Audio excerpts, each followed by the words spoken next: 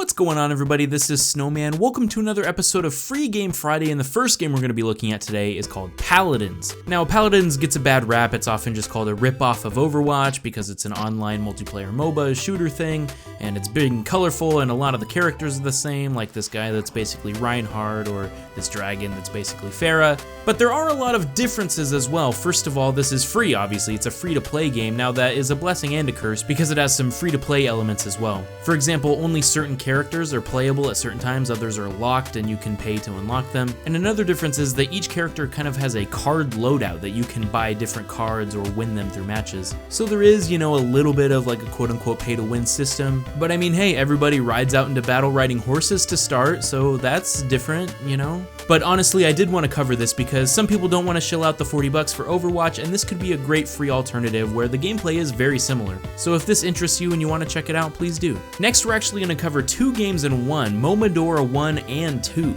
As you know, I've done a You Need to Play video on Momodora 4, but these are kind of the original two entries in the series. Momodora 1, you can really start to see the cave story influence here. It's very similar graphically, but basically you're kind of just going through gauntlets of different levels here, a bunch of different enemies trying to kill you, and you're collecting different items as you go. It's pretty much just hard, and there isn't a lot of substance in this one, but when you start to look at Momodora 2, you really start to see where this game becomes its own. It introduces the Bell save system, you start to visit different worlds, gain a bunch of different power-ups that help you explore, sort of Metroidvania elements, and even boss battles, and hard fights where you gotta memorize patterns and take them down. I really liked it, and it's cool to see the progression of the series. So if you want to go back and look at the originals, both of these are great free games. And finally, we're gonna look at a short game called Overpowered. This is by the same dev that made Pause Ahead and Tower of Heaven. This was made for a game jam, so it's not very long, but I just really enjoyed this one. First off, just look at this title screen. As soon as you hit play, you can die immediately from the swinging boulder, and it just sets the tone for what kind of game this is. It's really hard. Basically, you're supposed to be a hero, but you're scrawny and can't do anything, and so the guy leading you through this maze is just disappointed in you over and over. He'll try to have you break down a wall or cross a huge gap, but you're too weak to do anything. And I won't spoil the ending for you. You seriously just need to check it out yourself. A lot of polish with this one, and I just love the original idea. It's super fun. It's like a 5 to 10 minute experience, but hey, you get 4 games this week, so just go play it, okay?